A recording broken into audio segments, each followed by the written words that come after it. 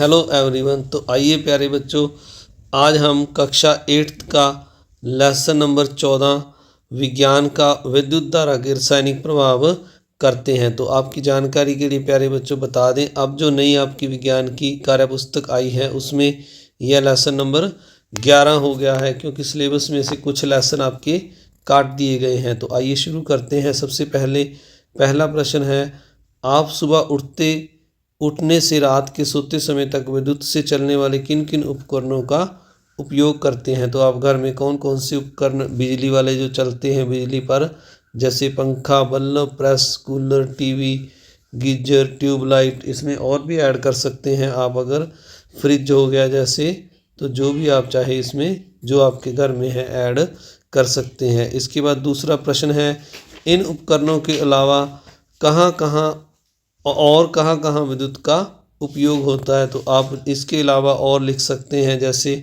घर में पानी की मोटर चलाने में, बैटरी चार्ज करने में, मिक्सी, वॉशिंग मशीन चलाने में, कारखानों और फैक्ट्रियों में भी विद्युत का उपयोग होता है। तो अगला प्रश्न शुरू करने से पहले प्यारे बच्चों आपसे एक रिक्वेस्ट कि अगर आप चैनल पर नए हैं तो आप चैनल को सब्सक्राइब जरूर कीजिए, और अगर आपने चैनल को सब्सक्राइब कर लिया है तो आप वीडियो को लाइक कीजिए और इसको ज़्यादा से ज़्यादा अपने दोस्तों मित्रों में शेयर भी ज़रूर कीजिए। आइए अब तीसरा प्रश्न है, कुछ ऐसी चीज़ों के नाम सोचकर लिखो जिनमें से विद्युत धारा प्रवाहित होती है। तो जो वस्तुएं जैसे तांबा, लोहा, एल्युमिनियम, सोना, ये इनमें से विद्युत धारा आसानी से प्रवाहित हो जाती है। आपके घरों में जो बिजली के तार हैं वो तांबे और एल्युमिनियम के बने होते हैं।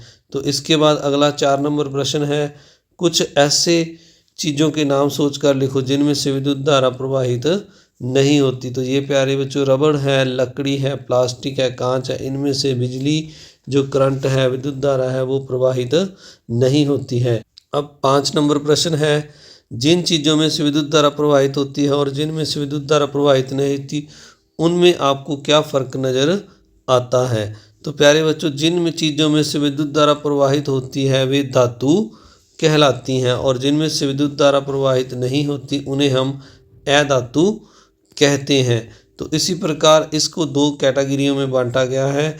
जिन चीज़ों में से विद्युत धारा प्रवाहित होती है वे विद्युत की सुचालक कहलाती हैं, और जिनमें से विद्युत धारा प्रवाहित नहीं होती उन्हें कुचालक कहते हैं। जैसे जो धातुएं हैं प्यारे बच्चों, उनमें से ज़्यादातर में विद्युत धारा प्रवाहित होती है, यानी वे विद्युत की सुचालक हैं, और अधातुएं जैसे लकड़ी, कोयला, ये विद्युत के कुचालक हैं। तो आइए अब गतिविधि नंबर 1 में देखते हैं क्या लिखा है। निम्नलिखित गतिविधि को ध्यान से पढ़ो और प्रयोग कर इसके आधार पर दी गई तालिका को पूरा करो। आवश्यक सामग्री, टार्च के बड़े सेल, टार्च का बल्ब, बालों को बांधने वाला रबड़, साइकिल के पुराने ट्यूब को काटकर भी रबड़ के छल्ले बना सकते हैं, तार के टुकड़े। आगे यहाँ पर लिखा हुआ है, यह करें, तार के कुछ टुकड़े, एक टुकड़े को सेल की टोपी वाले भाग धनात्मक बिंदु पर लगाएं, वह सेल के नीचे वाले भाग ऋणात्मक बिंदु पर दूसरे टुकड़े लगाकर दोनों को रबड़ के छल्लों से अच्छी तरह से कस ले। अब दोनों तारों के खुले सिरों में किसी एक पर टार्च के बल्ब का ऊपरी धातु वाला हिस्सा अच्छे से कस दें। अब एक तार का टुकड़ा लेकर उसके एक सिरे को बल्ब से ठीक नीचे रखकर रबड़ के छल्ले से कसकर लगा दें। इस प्रकार से यह विद्युत परिपथ तैयार हो गया है जैसा कि चित्र में दिखाया गया है। तो प्यारे बच्चों, इसमें हमने ये एक विद्युत परिपथ बनाना है। तार को दोनों सिरों पर प्लस और माइनस वाले सिरे पर लगाकर अच्छी तरह रबड़ के छल्ले से कस देना है, और एक साइड पे इसके बल्ब लगा देना है जैसे यहाँ लगाया है, और दूसरी साइड ऐसे छोड़ देनी है। तो अब हमने इसमें जो अगला प्रश्न है इसमें करना क्या है, आइए देखते हैं। तो हमें यहाँ पर लिखा हुआ है, ए में तार के दोनों खाली सिरों को किसी लोहे की कील या आल पिन से छूकर देखें और बताओ क्या हुआ। तो आपको खाली स्थान नज़र आ रहा है ए और बी के बीच में, हमने यहाँ पर आल पिन लगा देनी है। यहाँ पर ऑल पिन इस गैप में लगा देनी है। अगर हम यहाँ पर लोहे की ऑल पिन लगाएंगे तो बल्ब क्या होगा प्यारे बच्चों, बल्ब जगने लगेगा। तो आइए हम यहाँ पर लिख देते हैं, बल्ब जगने लगता है। तो हमने यहाँ पर लिख दिया है।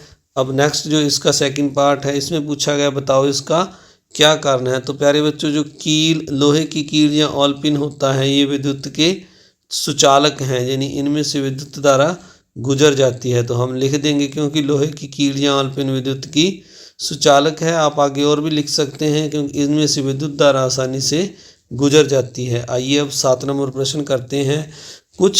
तुम्हें कुछ वस्तुओं की सूची दी जा रही है। ऊपर किए गए प्रयोग के अनुसार इनमें से विद्युत की सुचालक वस्तुओं को और कुचालक वस्तुओं को छांटकर लिखो। तो यहाँ पर ये हमें चम्मच, कॉपी, कागज, प्लास्टिक का डिब्बा, ब्लेड, थाली, पत्थर, मेज, बोतल का ढक्कन, कील, पेन, ये वस्तुएं हमें दी गई हैं। तो इनमें जो सुचालक हैं प्यारे बच्चों, जैसे यहाँ पर चम्मच, ब्लेड, थाली, कील, पिन मैंने छांट कर लिख दिए हैं। इनमें से विद्युत धारा आसानी से प्रवाहित हो जाती है। और कुचालक जिनमें से नहीं होती, कॉपी, कागज, प्लास्टिक का डिब्बा, पत्थर, मेज, बोतल का ढक्कन, इन वस्तुओं को मैंने यहाँ से छांट कर लिख दिया है। तो आइए अब अगला प्रश्न है। चालक और सुचालक के बाद ऐसे यहाँ पर लिखा हुआ है, ऐसे ही प्रयोग 13 नंबर 3 के 8 के अ में ऐसे ही प्रयोग नीचे दिए गए कुछ द्रव पदार्थों के साथ भी करके देखो, और इनमें से कुछ विद्युत चालक और कुचालक के दोनों द्रवों को अलग अलग करके लिखो। तो ये लिखा हुआ है, पीने का पानी, चाय, दूध, नींबू की शिकंजी, नमक का पानी, आसुत जल प्रयोगशाला में दवा की दुकान से प्राप्त करें या सीधे पात्र में एकत्रित किया बरसात का जल। तो आसुत जल प्रयोगशाला की जो दवा की दुकान होती है वहाँ से मिल जाता है, जहाँ प्रयोगशाला या दवा की दुकान से जहाँ जो बरसात का पानी होता है वो भी आसुत जल होता है। तो विद्युत के जो सुचालक हैं मैंने पहले लिख दिए हैं। पीने का पानी, इसमें से करंट गुजर जाता है। चाय जो होती है पीने की, नींबू की शिकंजी, नमक का पानी, तो इनमें से विद्युत धारा गुजर जाती है, ये विद्युत के सुचालक हैं। और जो आसुत जल होता है प्यारे बच्चों, उसमें से विद्युत धारा नहीं गुजरती है, विद्युत का कुचालक है। तो आइए अब अगला प्रश्न देखते हैं।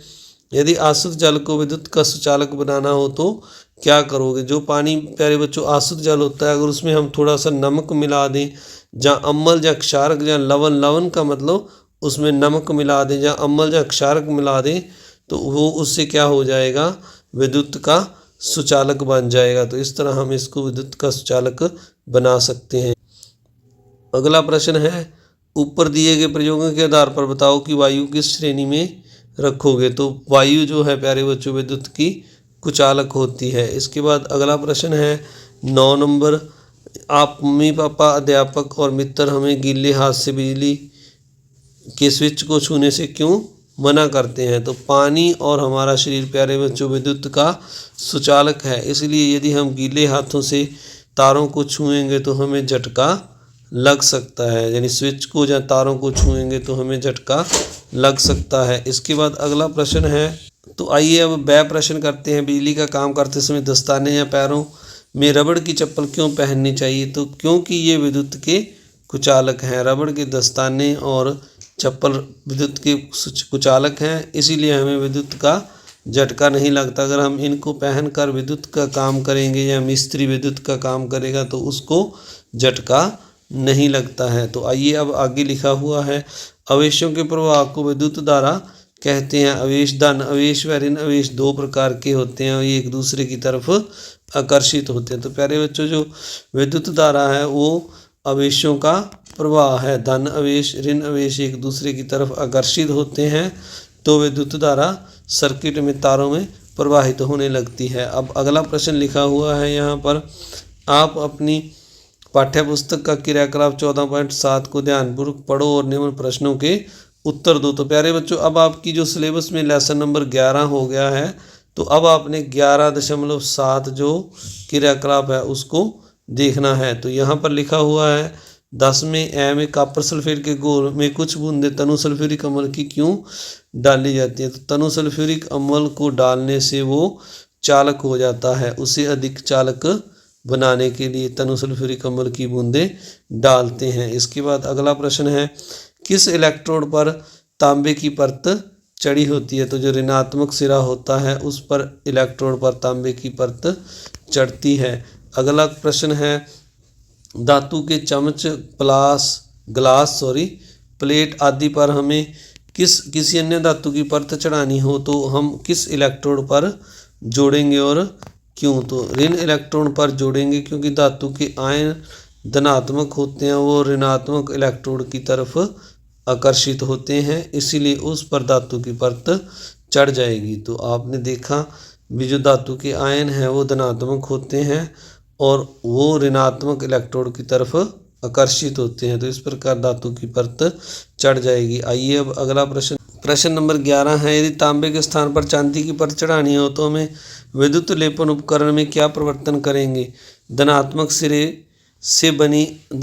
सिरे पर हम प्यारे बच्चों चांदी से बनी प्लेट जोड़ेंगे और कॉपर सल्फेट के घोल की जगह हम सिल्वर नाइट्रेट का विलयन यानी घोल लेंगे और ऋण सिरे पर तांबे की प्लेट लगाएंगे। इसके बाद 12 नंबर प्रश्न है, इसमें हमें लिखा हुआ है दैनिक जीवन में काम आने वाली वस्तुओं, उन वस्तुओं की सूची बनाओ जिनमें विद्युत लेपन का प्रयोग होता है। तो जिन पर हम, जैसे आपके घरों में आपने टूटी देखी होगी, उस पर परत चढ़ी होती है लोहे की परत, लोहे के ऊपर चांदी की या स्टील की परत चढ़ी होती है। साइकिल के हैंडल, साइकिल का रिम, आभूषण, लोहे का सरिया आदि, इन पर क्या है जो है विद्युत लेपन किया होता है। इसके बाद अगला 13 नंबर प्रश्न है, निम्न में से सही और गलत कथन का चयन करके करो एवं गलत कथन को सही करके लिखो। तो अ है, आसु जल में शक्कर मिलाने पर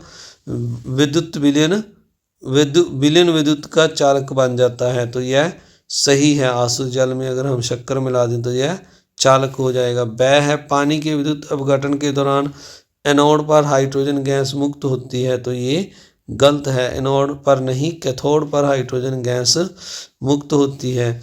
इसके बाद अगला है, विद्युत अपघटन एक प्रकार का रासायनिक परिवर्तन है, ये बिल्कुल सही है। इसके बाद अगला है, विद्युत लेपन में जिस पदार्थ पर परत चढ़ानी होती है उसे एनोड की तरफ इस्तेमाल किया जाता है, तो प्यारे बच्चों उसे एनोड नहीं कैथोड पर इस्तेमाल किया जाता है, इसलिए ये गलत है।